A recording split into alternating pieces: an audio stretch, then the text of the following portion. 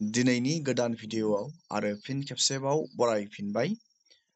ST स्टुडेन्टफोरनि जाय बिथांमोना post मेट्रिकआव फरायबाय दं, जुदि नोंथाङा एनएसपि स्कलारशिप एप्लाइ बानायदोंमोन, फ्रेश आरो रिनिउएल जाय बिथांमोना फार्स्ट इयार सेकेन्ड इयार डिग्रियाव फरायबाय दं, नोंथांमोननि एनएसपि स्कलारशिपनि पेमेन्टनि बागै आं नोंथांमोननो मोनसे बिग आपडेट लानानै फैबावदों। दाख्लैनि भिडिअआव आं नोंथांमोननो एनएसपि स्कलारशिपखौ जाय बिथांमोना नैबे फ्रेश आरो रिनिउएल जाय बिथांमोना एप्लाइ बानायदोंमोन, नोंथाङा बे रांखौ माब्ला मोननो हागोन बेनि नोंथांमोननो आपडेट खोथाहरदोंमोन, डेटनि बागै खोथाहरदोंमोन। आरो आं नोंथांमोननो मोनसे आपडेट खोथाबावदोंमोन। गोबांनि एनएसपि स्कलारशिप एप्लाइ बानायनाय केन्डिडेटफोरनि बेंक एकाउन्टआव स्कलारशिपनि रांखौ जेब्ला गभर्नमेन्टआ सोयो, गोबांनियानो राङा हाबाखै, गोबां प्रब्लेम सोमजिगासिनो दं। बेनिखायनो आं नोंथांमोननो, जुदि नोंथाङा एनएसपिआव एप्लाइ खालामदों स्कलारशिपनि थाखाय, जाय बिथांमोना पस्ट मेट्रिकआव फरायबाय दं, एसटि केन्डिडेट, नोंथाङा स्कलारशिपनि रांखौ मोननो नोंथाङा मा प्रसेस खालामनांगोन, बेनि आं नोंथांमोननो मोनसे बिग आपडेट दिनैनि नैबे भिडिअनि जोहै लानानै फैदों। मस्ट इम्परटेन्ट आपडेट, मानो होनोब्ला गोबांनि बेंक एकाउन्टआव जाय बिथांमोना स्कलारशिपआव एप्लाइ बानायनानै इलिजिबोल जायो, बिथांमोननि बेंक एकाउन्टआवबो स्कलारशिपनि पेमेन्टआ फैयाखै। बेनिखायनो आं नोंथांमोननो मोनसे आपडेट लानानै फैदों, गोनां आपडेट। जाय बिथांमोना मिथिया, नोंथांमोननो मोनसे गोनां आपडेट लानानै फैदों।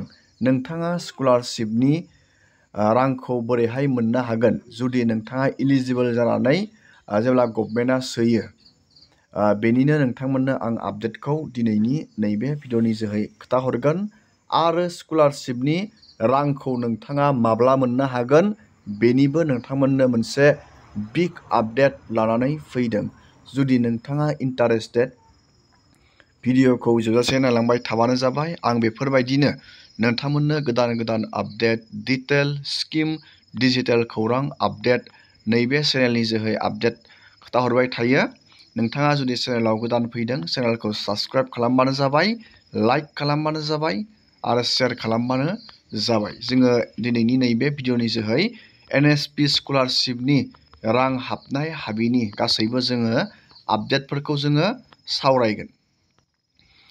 नैबेयाव नोंथांमोना नुनो मोनदों, जाय बिथांमोना फ्रेश केन्डिडेट आरो रिनिउएल जाय बिथांमोना बानायदों स्कलारशिप एनएसपि एसटि केन्डिडेटफोरनि, नैबेयाव नोंथांमोना नुनो मोनदों रेजिस्ट्रेसन प्रसेसा जायो फ्रेश केन्डिडेटनिया 1 एप्रिलनिफ्राय 30 सेप्तेम्बरनि गेजेराव एप्लाइ प्रसेसा जायो। नैबे रिनिउएलनियाबो सेम जायो। आरो भेरिफाइ जायो इनस्टिट्युट कलेज लेभेलाव 30 अक्ट'बराव। नैबेयो मोननैबो रिनिउएलबो आरो फ्रेशबो 30 अक्ट'बराव कलेज लेभेलाव भेरिफाइ जायो।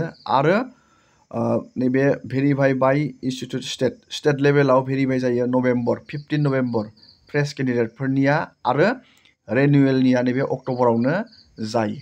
दानिया रां सोनाय, नैबेयाव नोंथांमोना नुनो मोनदों 15 नैबे नभेम्बर रिनिउएल, दिनै 15 नभेम्बर, दिनैनो नियम मथे नैबे मोनसे गाइडलाइन एनएसपि स्कलारशिपनि राङा माब्ला हाबो, माब्ला एप्लाइ जायो, माब्ला इनस्टिट्युट लेभेलाव माब्ला भेरिफाइ जायो, स्टेट लेभेलाव माब्ला भेरिफाइ जायो नोंथांनि डेटाया, नैबे मोनसे गाइडलाइन। बे मथे दिनै 15 नभेम्बर, दिनै रिनिउएल केन्डिडेटफोरनिया राङा हाबनांगोन नैबे डिपार्टमेन्ट अफ स्कलारशिप। नाथाय रां हाबनाया एसे टाइम लायो, नैबे गाइडलाइन मथे जाया। नोंथाङा नैबे नभेम्बर मान्थआवनो मोननो हागोन। नभेम्बर जोबनायथिं नोंथांमोना नैबे रिनिउएल केन्डिडेट जाय बिथांमोना स्कलारशिप एप्लाइ बानायदोंमोन, रिनिउएल जाय बिथांमोना पस्ट मेट्रिकआव फरायबाय दं, नोंथांमोना नैबे दिनै 15 नभेम्बराव रां मोननो हायाब्लाबो, खिन्थु नोंथाङा नभेम्बर मान्थनि जोबथा नोंथाङा उइकआव रांखौ मोननो हागोन। नाथाय दिनैनो रां सोनायनि बेयाव नैबे गाइडलाइना दङ।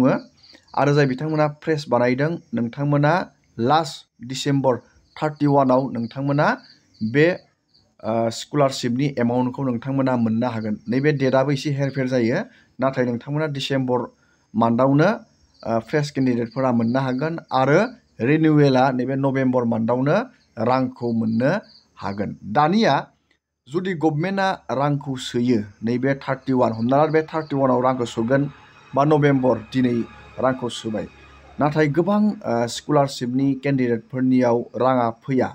गोबां प्रब्लेम जादों, थांनाय बोसोरावबो गोबां प्रब्लेम जादों, रां हाबिनि प्रब्लेम। बे प्रब्लेमखौ आं नोंथांमोननो खोन्थाहरनि। नोंथाङा बे रां हाबिनि प्रब्लेमखौ बोरैहाय नोंथाङा नायनानै चेक खालामनानै नोंथाङा थिग बानायनानै जेब्ला गभर्नमेन्टआ रांखौ सोगोन अब्ला नोंथांमोना डाइरेक्ट बेंक एकाउन्टआव मोननो हागोन। आं दानिया बे प्रसेसखौ नोंथांमोननो खोन्थाहरनि।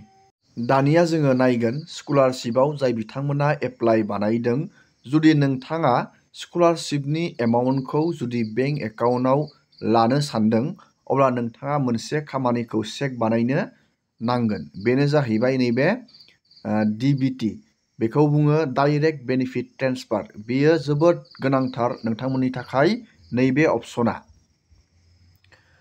गोबाङानो बेंकआव KYC होआ। KYC होयैनि जाहोनाव जुदि नोंथाङा नैबे DBTखौ कानेक्ट बानायदोंब्लाबो बियो इनएक्टिभ जानानै थायो। बेखौ नोंथाङा एक्टिभ दंना गैया, गोबाङानो कनफिउस जायो, नायनो रोङा।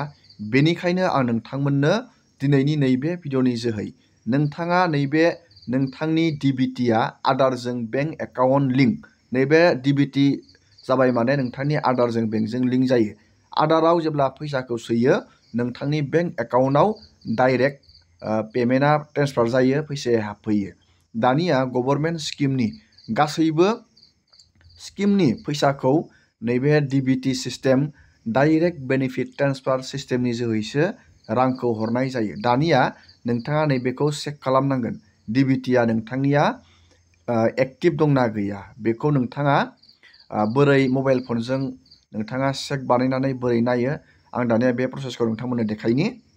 मानो होनोब्ला जुदि नोंथाङा बे प्रसेसखौ नाया, नोंथाङा ओरैनो एप्लाइल' बानायनानै दोनो, जुदि नोंथांनिया इनएक्टिभ जानानै थायो KYC होयि बायदिसिना प्रब्लेमनि जाहोनाव, नोंथाङा रांखौ मोननाय नङा।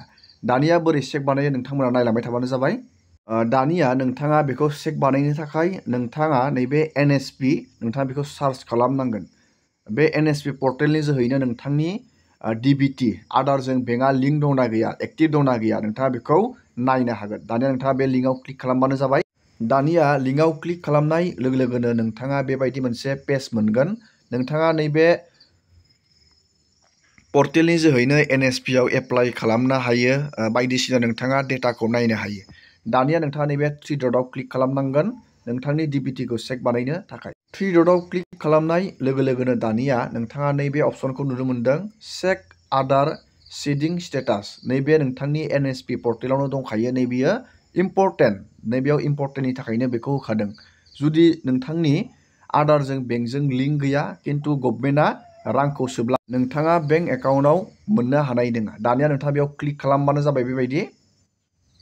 दानिया नोंथाङा बे लिंकआव क्लिक खालामनाय लोगो लोगोनो नोंथाङा माइ आधार पर्टेलाव मोनहैगोन। नोंथांनि बे लिंकआव क्लिक खालामनाय लोगो लोगोनो नैबे लगिनआव नोंथाङा क्लिक खालामना होबानो जाबाय। लगिनआव क्लिक खालामनानै नोंथाङा गावबा गावनि आधार नाम्बार आरो नैबे केपचाखौ बहायनानै नोंथाङा नैबे लगइन उइथ OTPआव क्लिक खालामनानै नोंथाङा बेयाव OTPखौ बहायनानै माइ आधार पर्टेलाव नोंथाङा हाबनानै नायनो हागोन। दानिया आं बे प्रसेसखौ देखायनि। दानिया नोंथाङा बेबायदि माइ आधार पर्टेलाव हाबगोन आरो नोंथाङा नैबेयाव क्लिक खालामना होनांगोन बेंक एकाउन्ट्स नैबे स्टेटासाव, सीडिं स्टेटासाव नोंथाङा क्लिक खालामना होनांगोन। आं दानिया बेयाव क्लिक खालामनि। नोंथाङाबो बेयाव क्लिक खालामनानै नायनो हागोन। दानिया नोंथाङा बेबायदि नोंथाङा राइट सिन नुनो मोनगोन नैबेयाव, आरो नैबेयाव लिरनानै होदों congratulation your Aadhaar bank mapping has been done. बेबायदि खोथैनो नांगोन। नैबेयाव नोंथांनि आधार नाम्बारखौ नोंथाङा नुनो मोनगोन आरो नोंथाङा गावबा गावनि बेंकनि नामखौ नैबेयाव नुनो मोनगोन, मा बेंकजों नोंथांनि आधारा लिंक जानानै दं, आरो नैबे बेंक सीडिं स्टेटास नैबेयो मेन, नैबेबायदि गोथांसिन राइट सिन बेयो एक्टिभ, बेबायदि खोथैनो नांगोन।